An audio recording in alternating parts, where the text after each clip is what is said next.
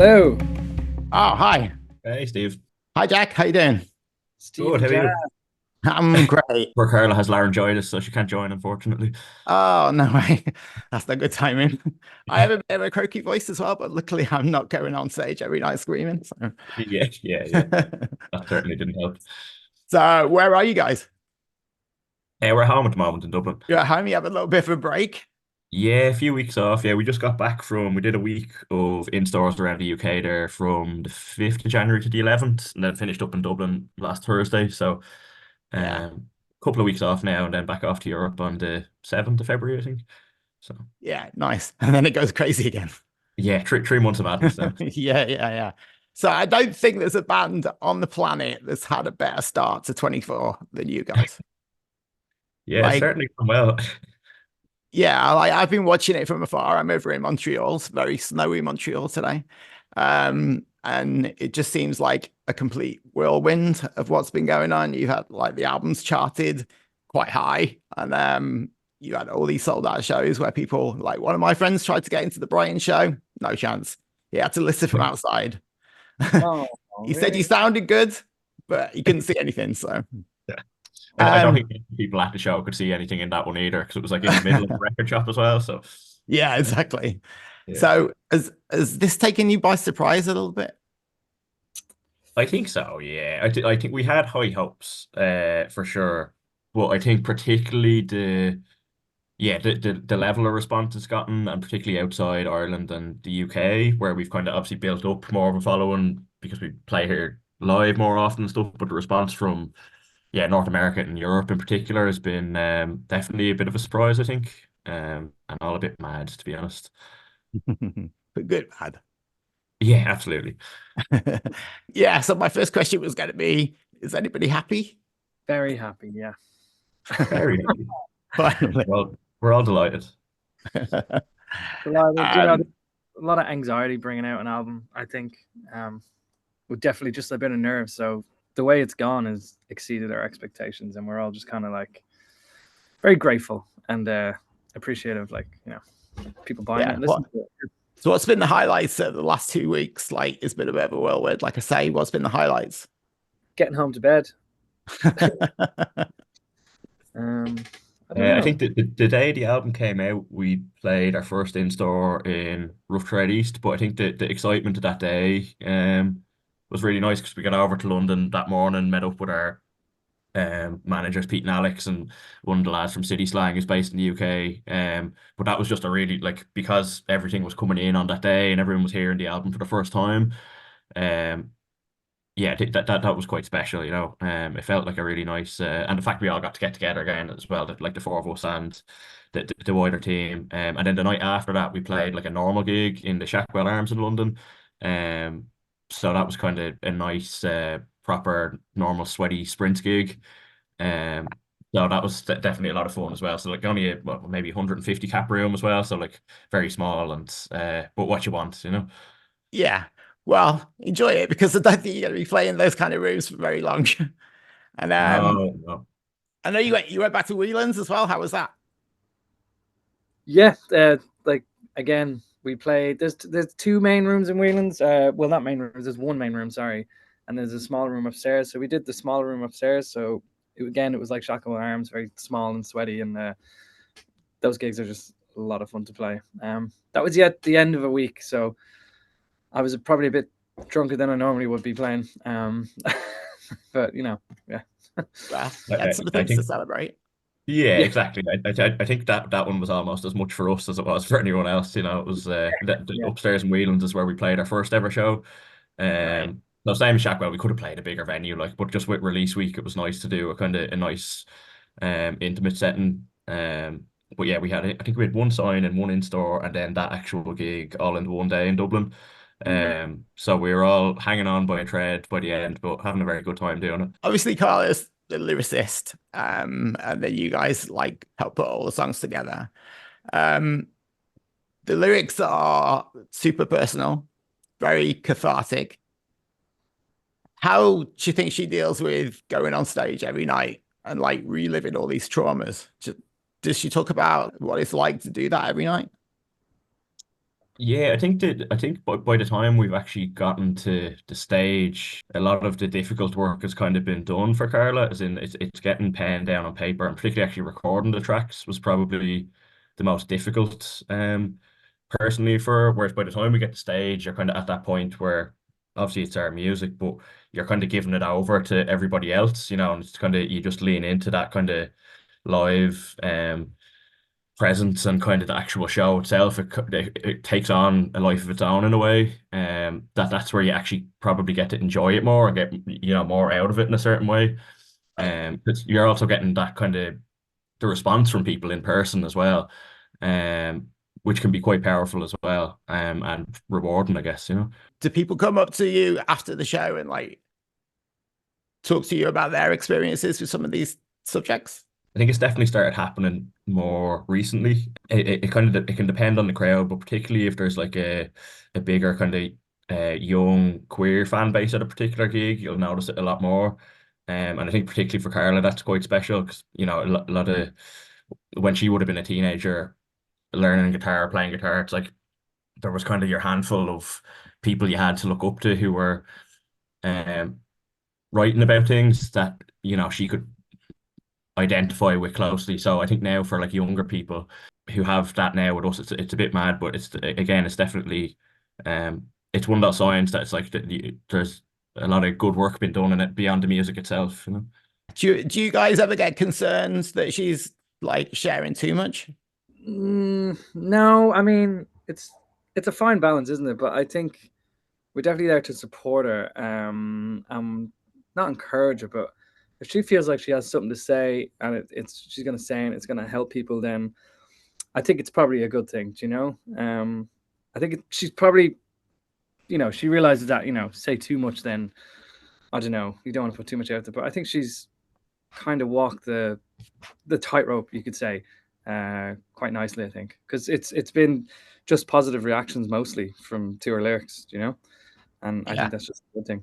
Yeah, I think where the worry could come in, and it hasn't been an issue yet, is like say after the stuff is out, when it'd be more say in interview settings or things like that. If people were trying to like probe into things too much, it's kind of like the lyrics are the lyrics and they're in the song, but it's like beyond that, they're kind of left up to people to interpret in whatever way they want. And she's already given a lot of herself in the songs themselves, so there's Yeah. you don't want to go too much deeper into it than that kind of thing. Yeah, I There think does that's be that fair. line somewhere.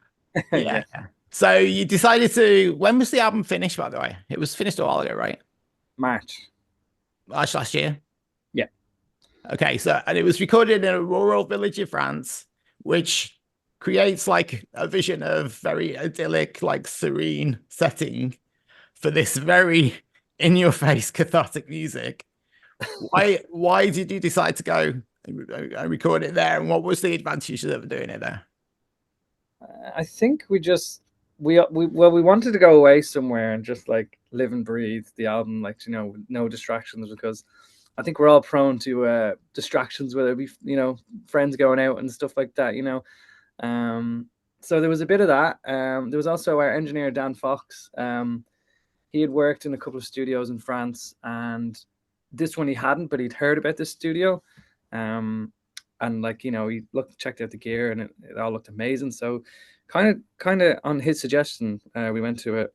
Also, we wanted because we wanted to go somewhere remote. So yeah, when we got there, it was amazing. It was just like this little like a house, and then the studio, and then the owners would come down every day. One would cook his food. The other guy was there.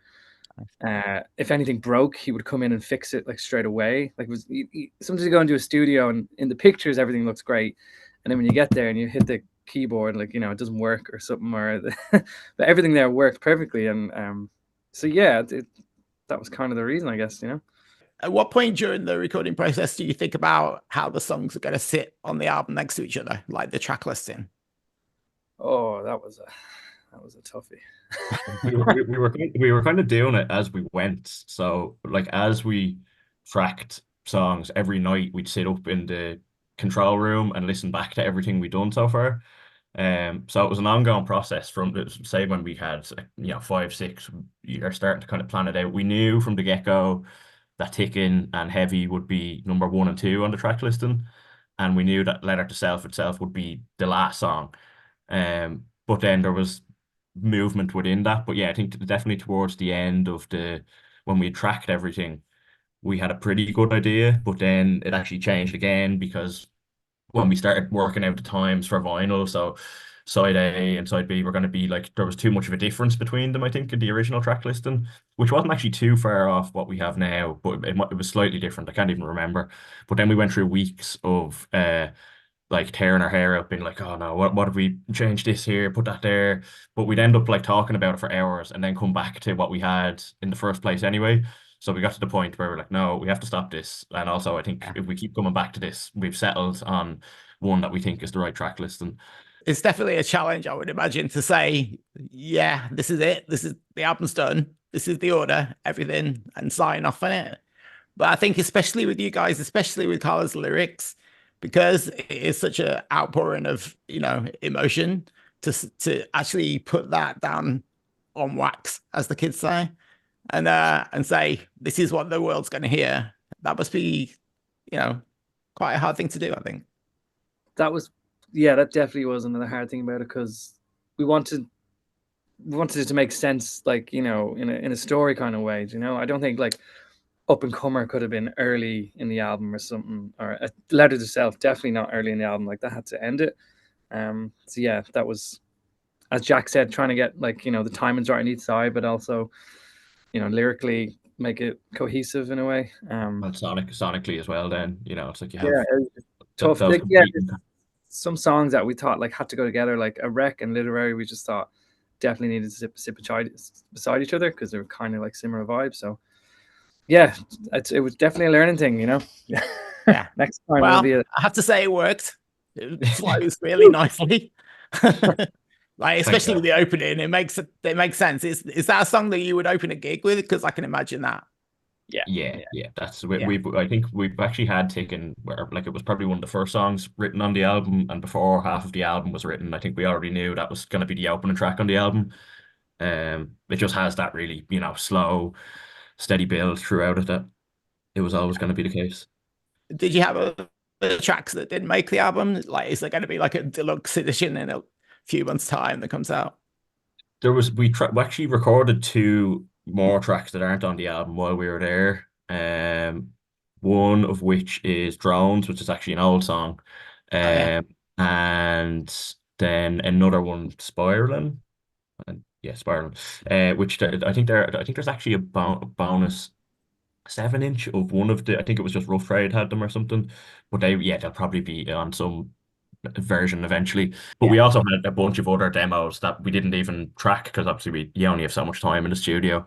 But there was a bunch of other material there that kind of didn't make the cut in the end. And you guys are still in Dublin? Still living in Dublin? Yeah. Everybody in the band? Mm-hmm. Yeah, indeed. Yeah, because a lot of bands from Dublin, especially, once that things start happening, then they move to London or wherever. Why is it important for you to stay in Dublin at the moment? We don't have the money to go anywhere else at the moment. Hey, Dublin's not that cheap. I know that. My brother used to live No. in Dublin, and yeah, it's an expensive place to live. Well, I'm in my parents' house. Jack's in his parents' house. Okay. Colm's in his parents' house. That Karla helps. is with her fiance in town. Yeah, that's why it's cheaper. Yeah. Okay. Has there been any talk about? Has anybody tried to make you move to London or anything like that? No, no one else has tried to make us, but every time we go to another city, we're like, we could live here. Let's all move here. And then we have that for about 2 weeks, and then we go somewhere else, and then we're like, oh, maybe we could move here. But like London's so expensive, but so are most major cities in the UK and Europe. That like there'd be no point moving to somewhere far away from things. So if it was the UK, it would probably be a London or a Manchester, or if it was a Europe, any of the big cities. But like I wouldn't rule it out in the future, but it would be probably more of a financial thing than anything else. I think we'd all we wouldn't mind moving somewhere just for the sake of it either, just to experience a new city for a while. Yeah, true. And like we mentioned, you're not going to be seeing much of Dublin for the next few months anyway. That's the thing. When you're on tour so much, it kind of doesn't matter as much where you live because you're away for months at a time, and then you'll probably have a month or two somewhere, and then you're gone again. So yeah, It's a pretty relentless touring schedule you've got coming up. Like, you're going to be both sides of the Atlantic. You're not coming to Montreal yet, I have to say, but hopefully that'll happen soon. Hopefully. We'll keep our fingers crossed. This is going to be your first like consecutive big tour, right? I think, like, on this scale. I know you did a lot last year, but this is like full on. Absolutely, yeah. It's been like we did the longest we've done in one stretch was 3 weeks, I think, which is our first UK tour. But yeah, this is by far the biggest. Like we do have a couple of gaps between them, but it's essentially 3 months, with maybe like 5 days between the European and the US leg, and then the US and the UK Ireland leg. So yeah, it's going to be very hectic. But you're going to a lot of cities for the first time, especially in the US, which is very exciting. Yeah. I don't. Well, most of us haven't been to the West Coast at all. I don't think Karla, I think, has, but yeah. So stuff like that, like it's going to be a little bit grueling and tough on the body, but a lot of the shows are starting to sell out now as well. So it's very exciting at the same time. Yeah, for sure. There's definitely a buzz. Like you mentioned at Whelan's, you let loose a little bit. I had a few drinks, and it was a bit more of a party night. I'm assuming you can't do that on this tour too much. It's going to kill you. No, I think, yeah, it's about picking our battles now, and maybe at the last night or whatever, then have a big party. But no, When we're you have not a day young. off the next day. Yeah. But then yourself. you could be driving the next day for 8 hours, and you're like, do you want to be hungover in the van if you're going to be in it for 8 hours? So yeah, we're going to have to be responsible adults now. I'll remind you that in 2 weeks. We'll see. Yep. Me and Sam are always the ones that end up out till the death, going, "Oh, we said we'd go to bed early, but here we are again." He's my neighbor. The drummer and bassist, Yeah, you got the rhythm. Rhythm of the night. Sorry. What's the rest of the year looking like for you? Have you planned that far ahead?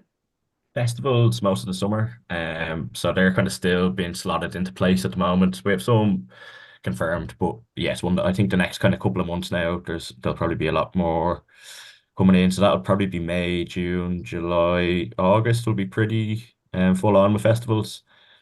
At some point, try and find time to work on new music, because it would be good to do that. Get going on an album too, as soon as possible. And then yeah, we'll probably do more headline shows towards the end of the year, but that's all still kind of in the early planning stages as of yet. But yes, it's definitely going to be a very busy year. If the first 2 weeks are anything to go by, yeah, it's definitely. So enjoy your downtime while you've got it, because it's not going to last very long. Like I say, Montreal, keep it in your mind. We want to see you here as soon as possible. But in the meantime, thank you very much for your time. It's been really nice chatting. Cheers, Steve. Thanks so much. Lovely talking. You take care, and I hope Karla gets better soon. Cheers. Thanks so much. Thank you very much. All right. Cheers, guys. Take it easy.